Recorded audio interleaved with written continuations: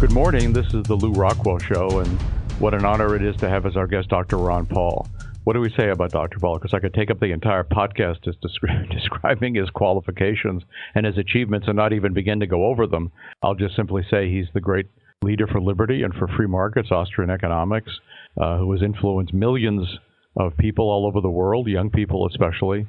So, Ron, it's great to have you with us, and I thought we'd get started by talking about your wonderful last column where you discussed the neocons, the people who seem to want perpetual war, the role of Bill Kristol and similar intellectuals in promoting the warfare state in the empire. Yeah, Kristol had written this recent article, and he was lamenting the fact that the problem with Americans are they get war weary. Yeah, after 10 years or more and many, many deaths and hundreds of thousands of people suffering and an epidemic of suicides and people getting sick and tired of it, and he's crying about it. But he goes in and tries to expand on this, that we didn't even end the World War II right. You know, we didn't fight Vietnam long enough. 60,000 lives lost weren't enough.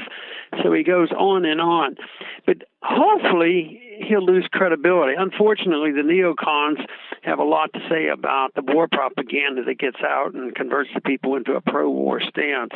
But maybe he's over the top this time.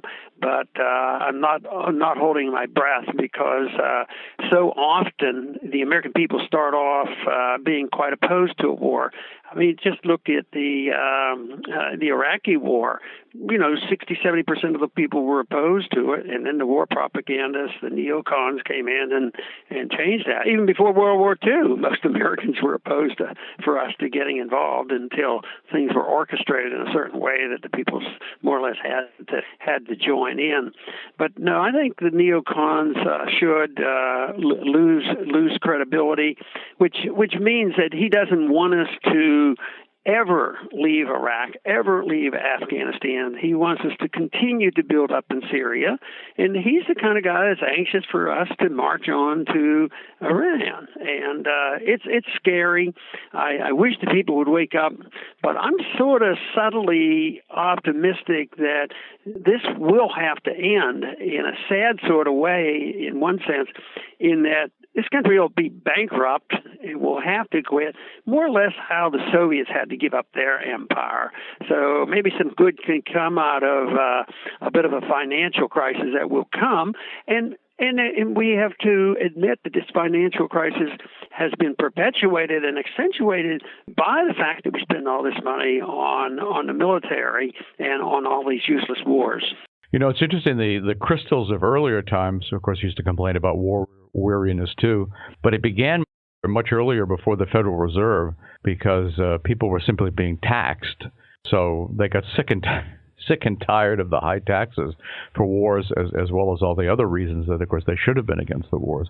So it was very difficult for governments to maintain these long-term wars. With the coming of the Fed, they can just print up the money for the defense budget. There's not even, I mean, I remember when they were going to war against Iraq or whatever, except for you, nobody was raising the question of costs. I mean, how much was this thing going to cost in addition to the moral and other issues having to do with war? Because, you know, they just phoned Greenspan and he turned on the printing presses. That's what's so sinister about, the Federal Reserve accommodating the warmongers is that the payment is delayed. There's no doubt it's a benefit to those who want to perpetuate and promote big government, whether it's for welfare or the warfare. A direct tax to make people pay for these wars would bring it to a halt a lot sooner. But it's very convenient to put it off. Then nobody knows exactly who the victims are. Even the victims don't realize it.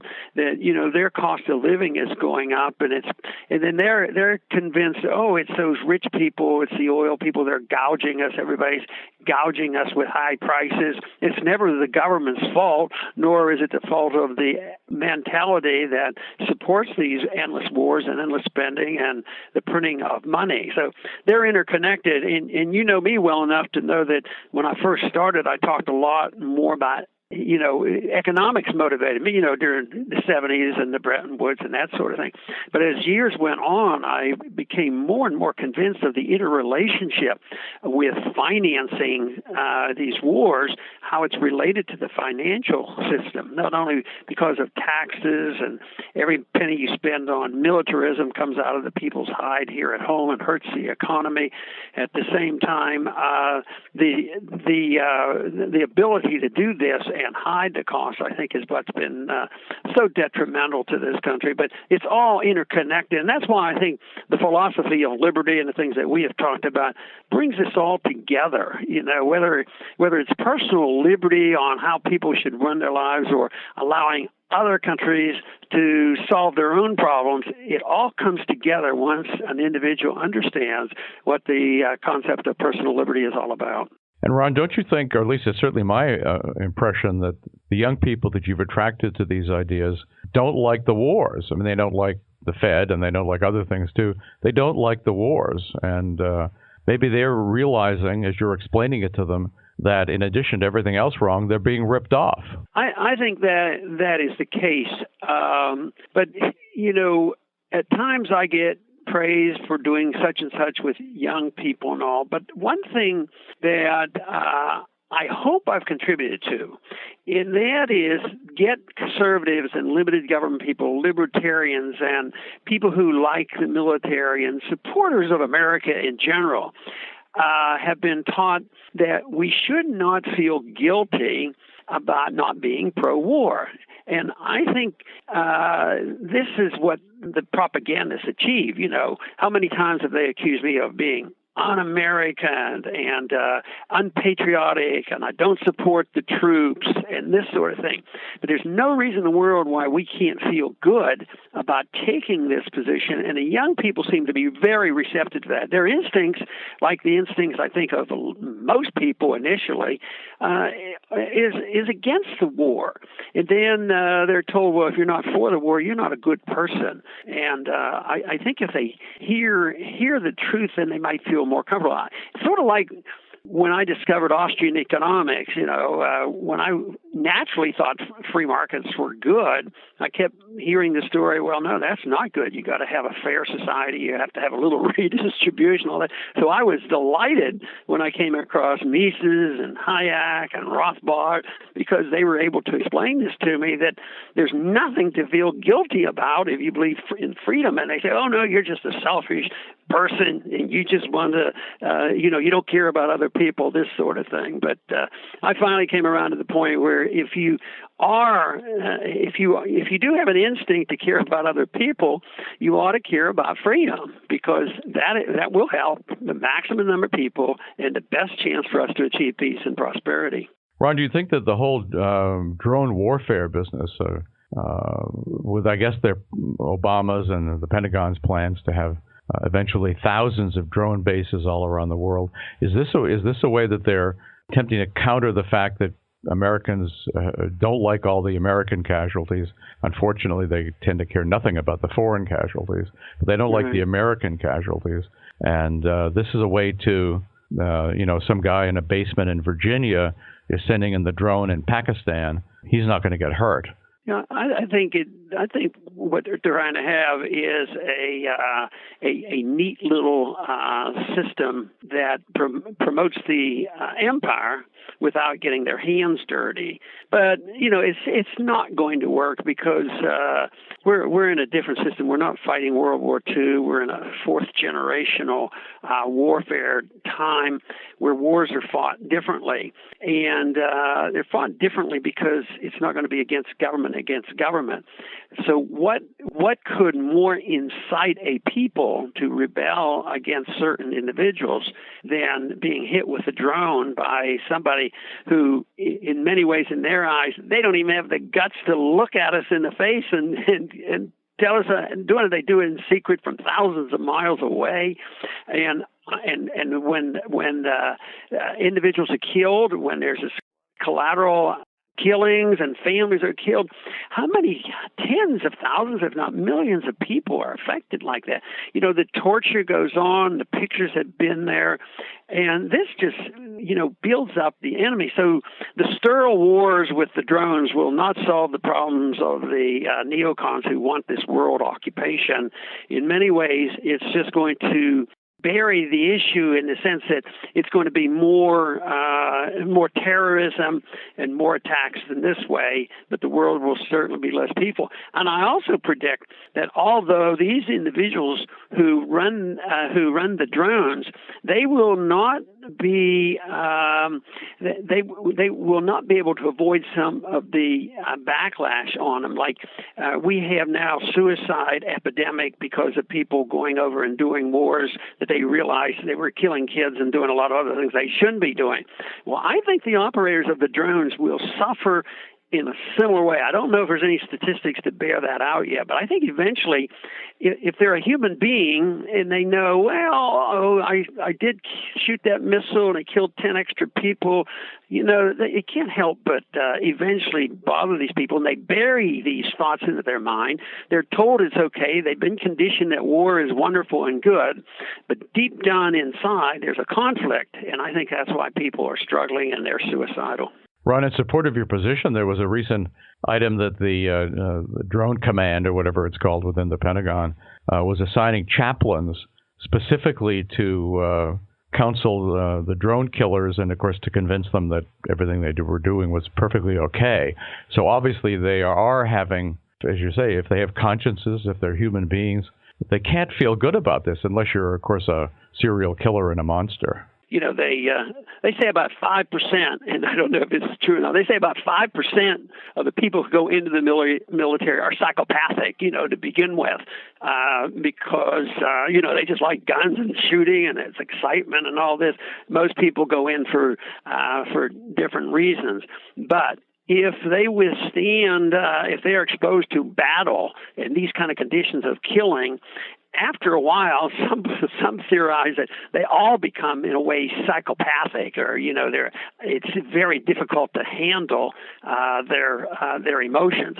But I think it's much more difficult when you're trying to adjust to an aggressive war, when we're the aggressors and not the defenders. I think it'd be a lot easier to adapt to some of the horrors of World War II because of Pearl Harbor and this sort of thing, and they adjusted better.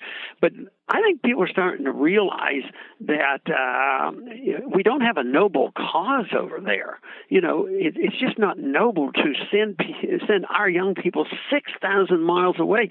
And quite frankly, I'm convinced some of these young people who didn't get very far in school and economic reasons, they resort to going in the military, and they probably don't even know their geography that well. And I wouldn't be surprised if some of them end up in some of these countries they probably never heard of or exactly knew what was going on. And they're sent over to kill these people. And then we wonder why there's a downside to this. Ron, speaking of downsides, tell us what you think the effects of the whole Cyprus situation is going to be from the standpoint of the banking industry in Europe, and for that matter, and of course governments and banking systems in this country too. Well, in a way, it's hard to take it and say that's exactly what's going to happen to us, but something similar to that will happen. How it evolves, we don't know. But in Cyprus, they didn't do what they did in Iceland. Iceland allowed a lot of bankruptcies to occur, and evidently they're back on their feet again. So they liquidated debt, which is what should be the goal of the correction. In Cyprus, there's a lot of bailouts that they're not allowing the real liquidation. So it looks like some of the big guys are going to get bailed out, and the bond holders of the Greek bonds and different things like this, they'll get the bailout. But there was still some liquidation of debt and confiscation of wealth. But my prediction would be when you work all that out, it will be unfair. It'll be that just like our bailouts occurred, there was some liquidation of our debt in 2008 and 2009. Some people did lose some money, and it usually was people that might have had a mortgage and lost their job, and they got the bad part of the deal, and yet the wealthy were bailed out. So I think this is going to continue. I think the pyramid of debt is still huge, and there's no stomach for allowing the liquidation of debt to occur. Politically, it just won't be acceptable. It's always going to be more acceptable to keep the printing presses run, and as long as the world takes our dollars, we're going to keep printing them until the trust is lost. And when that day arrives, nobody knows exactly when, but I see no foundation to our system, and each day, like what went on in Iraq, that steadily undermines confidence, and one day that's going to happen worldwide with the dollar, and it's going to be really bad news for a lot of us. Well, I thought it was interesting when that European official announced that there'd be similar haircuts, as they put it, for big depositors in Italy and Spain. And then, of course, they're shocked to find out that people are taking their money out of the banks. And then he's backtracking. No, he didn't really mean it. But probably not smart to keep huge amounts of money in a bank account, whether you're an American or a Spaniard or an Italian or anything else.